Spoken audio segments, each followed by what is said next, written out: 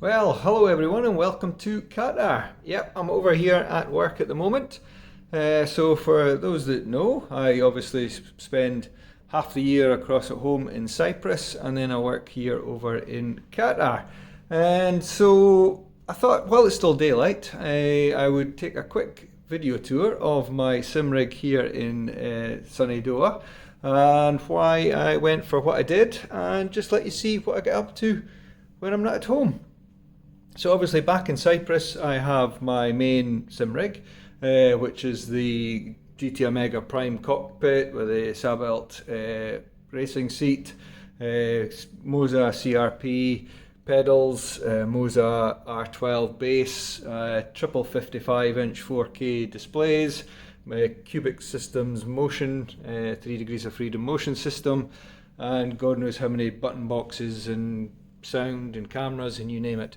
But anyway, obviously being here in Qatar, working rotation, I'm in a company provided apartment in one of the hotels here, and obviously being a company provided, you never know when they're going to change their contracts with the suppliers and move hotels or move residences, etc. So when I was picking the cockpit for here, it had to be something that was relatively small, easy to transport. So I couldn't get away with a full aluminium profile rig, and obviously it needed to be out of the way, easy to move, so that when I'm not in the country and my back-to-back's in the apartment, he is not being obstructed by the rig sitting in the middle of the living room, which we're in here, and there is the rig there. So yeah, as I say, it's a shared 2-bedroom apartment with a back-to-back.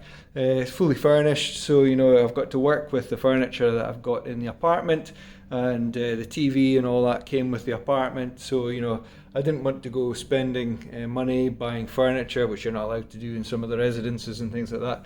And then obviously if I change apartments when the contracts renew, then obviously I'd end up having difficulty moving stuff around and all that sorts of good stuff. So anyway, let's get on to it and have a quick look. But first I'll give you a quick look from the living room out onto the centre of Westby. Yeah, so here's the view out of the apartment living room. So we've got full floor to wall, floor to ceiling windows across the length of the living room, and looking out, this is Westby, part of Westby, and over there is the entrance to the city centre mall, which is a large mall with hundreds of shops in it, skating rinks, cinemas, you name it. And then actually over in this building that runs here, that is the apartment we were in until the end of 2024 before moving into the one we're in at the minute. And the road in front that you can see running here, that is the road that actually heads out to Lusail, where the MotoGP and the Formula 1 track is. The road in front, that heads out onto the Doha Corniche that goes all the way around the bay towards Hamad Airport area. And then along this direction, about 1.5 kilometres, 15-minute walk, something like that, is where I work in the other side of Westby. Alright, so here we are at the Simrig. So the television is a 55-inch full HD TV that obviously came with the apartment, and I've just got it propped up on the Moza wheelbase box just to get that little bit of extra height. And the cockpit itself is the Playseat Trophy, which has got the Logitech branding on it. When I was buying all my equipment, I obviously had to think about what was available in country, and there is a store, Store 974, just round the corner, and they do a range of things. And when I was looking at what I was going to get, obviously I didn't know what space I had in this apartment before I got here. But I did notice before I moved, it was a month before or 2 months before, they got a load of Moza gear in stock, and I wanted to have, if possible, the same equipment that I have in Cyprus to try and keep that consistency. So I've got the Moza R12 Base, the RS V2 Wheel, and the Moza CRP Pedals onto the Logitech Trophy seat, and the Playseat Trophy in the Logitech branding, and everything works pretty well together. There's sufficient adjustment on the pedals to get the angles and that. The seat is adjustable for the length, and obviously detachable there at these brackets there, so I can take it into two halves if I want to for moving. And then under the sides of the seat just here there is a bar with about 5 or 6 different positions for adjusting the back angle on the chair. And then the mount for the wheelbase, it's actually adjustable, and I can also turn the plate back and front.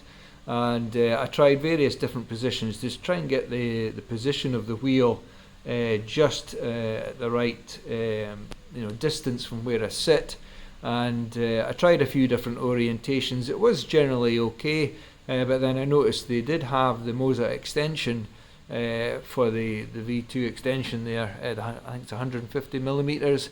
So I went and got one of them and then tried all the various positions again, and I've settled on this position, which is probably not too far where it would have been if the plate was rotated around the other way and the wheelbase was at the front. But I was just trying obviously the different setups to get something comfortable. And then the seat, I actually increased the angle of it slightly, pushed me more towards the wheel, which helped by I think 1 or 2 notches on the adjustment, and that works pretty well now. So it is actually really comfortable to sit in there, and I try and get on here maybe 2 or 3 times a week, maybe a bit more, just depending on how I'm feeling, and get an hour and a half in the evening just to try and keep my hand in. And yeah, otherwise I'd just be lying in my bed doom scrolling on YouTube or wherever, and yeah, it wouldn't be much of an evening. And being up early in the mornings and things like that, you can't go living in the pub. So anyway, moving on to the laptop. This is actually the MSI Vector 17-inch gaming laptop. It's got a 14900 Intel laptop CPU in it, and it's got the RTX 4800 mobile GPU in there. The laptop's got 32 gigabytes of RAM, and the GPU's got 12 gigabytes of dedicated video memory, but it also has access to the system memory should it need it.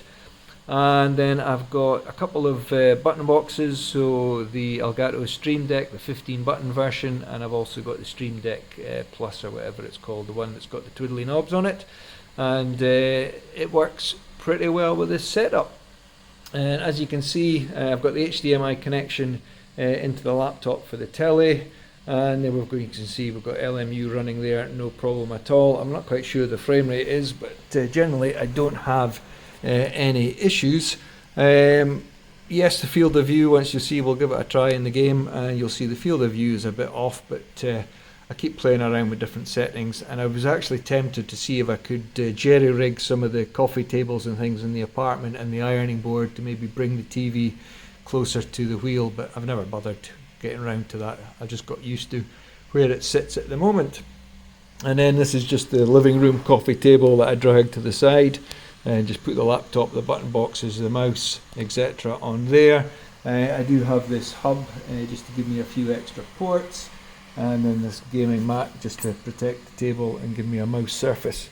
And then I have got the Razer Black Shark V2 2023 Pros as my headset, and overall it works pretty good. So internet connection can be a bit problematic in the evenings. Obviously the hotel can be busy, obviously all the suites, the residences and things eating up the internet, so it dips down slightly sometimes in the evening, but during the day just now it's probably about 150 megabits connection, which is no bother. And I've actually got a LAN wired connection direct into the hotel network, and there is also Wi-Fi in the apartment for through in the bedrooms, and if you haven't got a direct connection to the wired Ethernet. But overall it works pretty good. And then a laptop screen, I just use that for Coach Dave, Crew Chief, Results Companion, and whatever else, YouTube and streaming and all that sorts of stuff. Although I haven't actually tried doing a stream yet from here in Qatar. I do have the camera, Elgato FaceCam, whatever it is, 4K camera I think it is, or is it 1080p 60, I think it is, sorry. And yeah, so this is the setup. So what I'll do is I'll fire up LMU. I'll see if I can get Stream Deck, what do you call it? I'll see if I get OBS Studio up and working, and we'll just see what the frame rates are.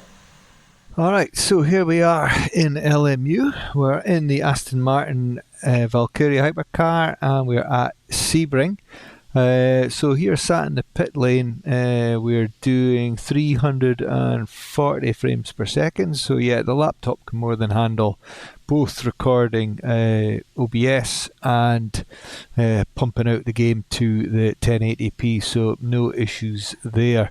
It does drop down obviously once we get going, and we'll see what it's like once we bumbling around the track. So let's head out and just see how it compares now. So I've got the NVIDIA overlay on the right hand side, on the right hand display, sorry, the laptop screen.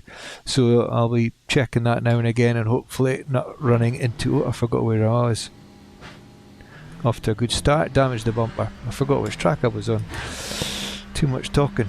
Anyway, let's head out. A little bit of aero damage there on the front splitter, won't do us any problems.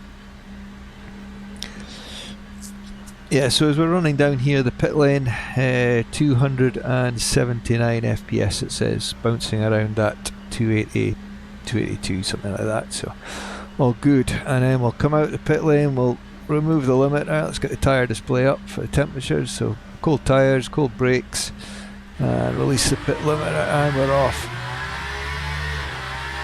Let's get a bit of temperature into the brakes just before we get to the first corners there. Right. Tyres will soon warm up. 300, 244, 287, so yeah, the FPS is no bother at all. And even for a 1080p display, I think it's more than adequate. Cold tyres, forget. So yeah, I'm more than happy with what we've got here. Okay, it's not my full motion system that I've got. Oh, that was down into neutral. Cold tyres. Yeah, it's not my full motion system we've got in... What am I doing on the grass? What was I saying? Yeah, it's not my full motion that I've got in Cyprus, but you know, for having just something while I'm away from home, I really can't complain. It does the job nicely. So I haven't actually tried to do any online races or anything yet. I've really just been using it to try and sort out my trail braking, which I know is still a rough area. Trying to get my lap times sorted out. When I first got this rig, my lap times were nowhere near what they were in Cyprus, but certainly over the last couple of months, or couple of rotations I should say, I made some changes to the seating position, the pedals. I haven't changed any of the elastomers in the pedals or anything, but I've certainly noticed an improvement, and I've been slowly getting that trail braking under control to the point where I've actually, I think, beaten some of my Cyprus lap times now. Certainly this time, this 4 weeks I've been here, I've managed to get a new PB here on Sebring. I've managed to get new PBs on Silverstone, Spa, and even on iRacing. I've been seeing improvements there, and it's just really trying to get that left foot braking under control. So yeah, that is my dual rig.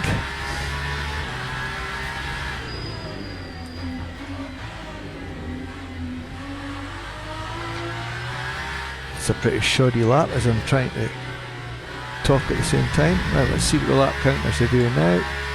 Sorry, the FPS. 311. So yeah, I'm not arguing with that.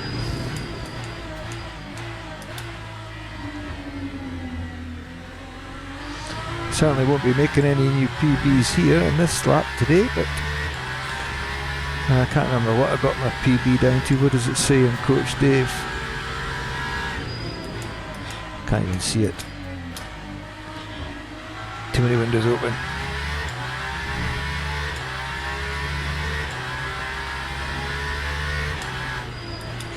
So I really think I'll maybe have to get round to the point of actually trying to do a stream from here. I know when I get home to Cyprus, I said last time I was home I was going to do more streaming and never got around to it. But now that the weather's cooling down in Cyprus and I don't have to have air cons and fans blasting all the time, hopefully maybe sort out some of the room acoustics where the Simrig is back at home and get some streaming done. So yeah, as I say, this is LMU on the laptop here with the TV. We'll head over to iRacing and I'll let you see what it looks like on there. 153, that's terrible. I think my best is around about 143 or something like that. Oh, we're going to hit the wall.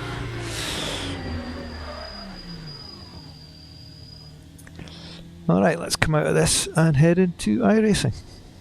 Alright, so here we are at Bathurst, Mount Panorama, Murder Mountain, in the McLaren 720 and test driving on iRacing. So sitting here in the pit lane, we're doing 183 FPS it says. So let's head out and see what it does.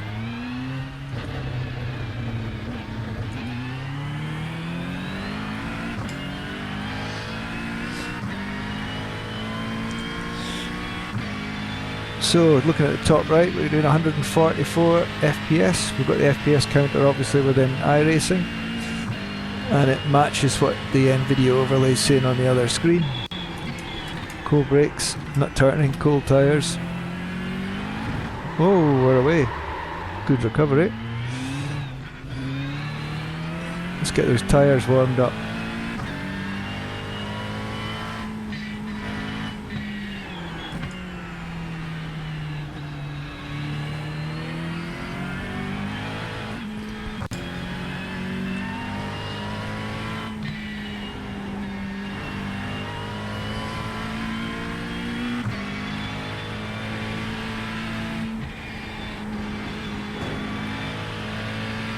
Don't know how long it takes to get the tyres warmed up in this, but it's usually a lap I think on iRacing, roughly.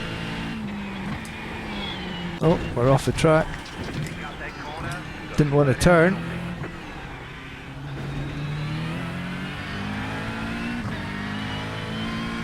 Hopefully starting to feel it better.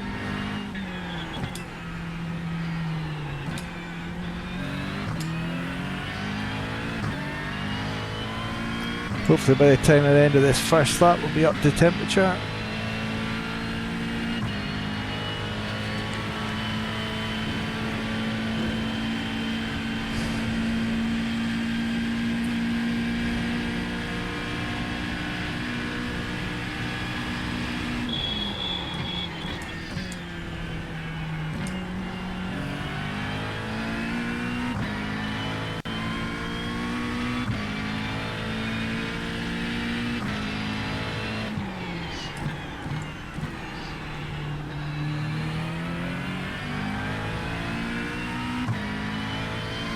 Alright, let's see what we can get a decent lap in.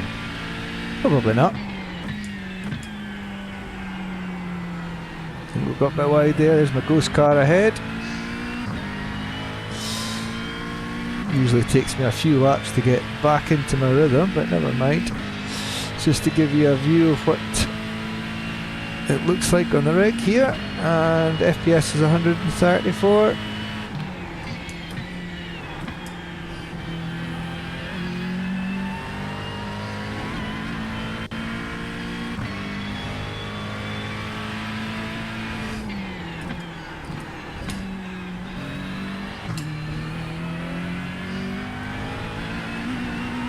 Whoop, spun it. That's no use, we're in the wall. Well, that screwed that lap. Got wheel damage. Oh no, I'll have to go back to the pits then.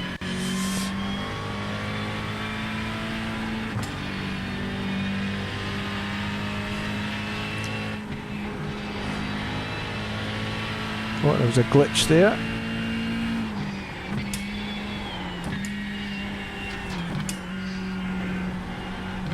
I do on the laptop because I'm wearing headphones, I do turn the fans up to full speed to try and keep everything cool. Being a laptop with that hardware in it, it does tend to get pretty warm and toasty.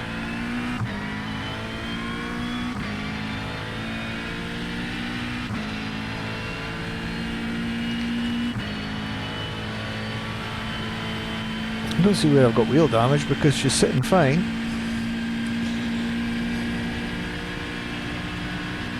Oh, that was a big glitch there.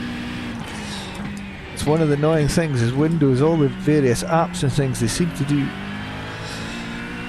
random updates and things, and even though I disable the active times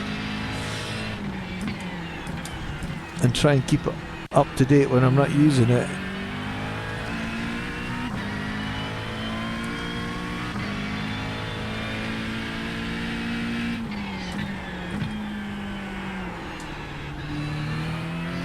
oh, I just over-braked a little bit at that corner.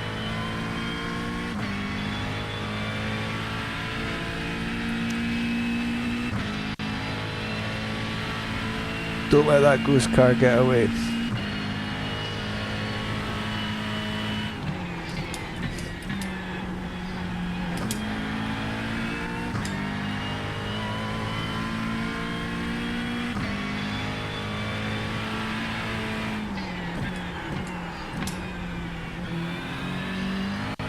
Well, I'm all out of sorts today.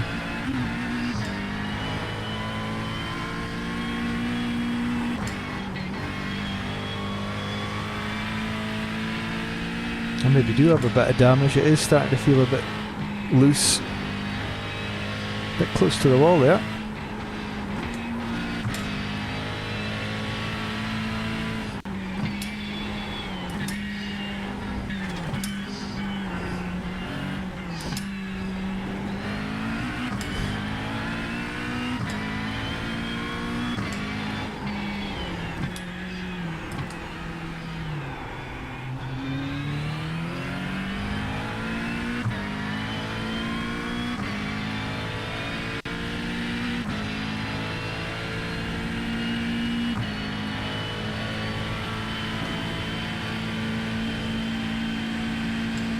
Anyway, so that's iRacing. I do also have AMS2 on here. I've also got R Factor 2 on here. ACC's on here, but I generally just iRacing and LMU while I'm here in Qatar.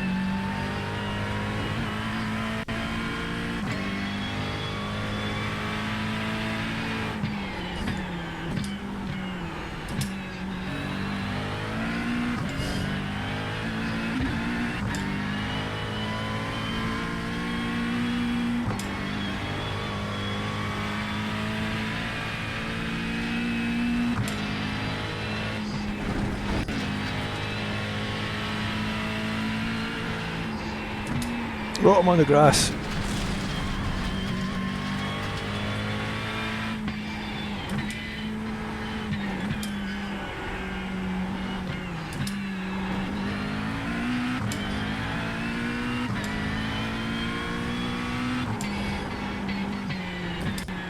Oh, I'm in the wall. Anyway, there we have it. iRacing on this setup. Alright. Alright, so there we have it. There is the Qatar rig. Keep me busy in the evenings. As I say, I'm here for half a year and need something just to keep me a little bit active in the evenings. So, you know, after a long day in the office, I'm up at 4:30, I'm in the office at 5, 12 hours in the office and then home, get dinner, do laundry, shower. It's not a lot of time to do a lot before it's time to climb into bed again and repeat for another day like Groundhog Day. But anyway, that'll give you a bit of an insight to what it's like here in Qatar with the sim racing, and hopefully I'll maybe see you on track soon. And as I say, I'll maybe have to try some streaming from here and see if the internet holds up in the evening, and commit myself to a bit more screen time maybe. Alright, so anyway, that's just an insight. Thank you very much for watching. Back to Cyprus tomorrow morning, and we'll see how the sim rig's going on there. Catch you later. Thank you very much.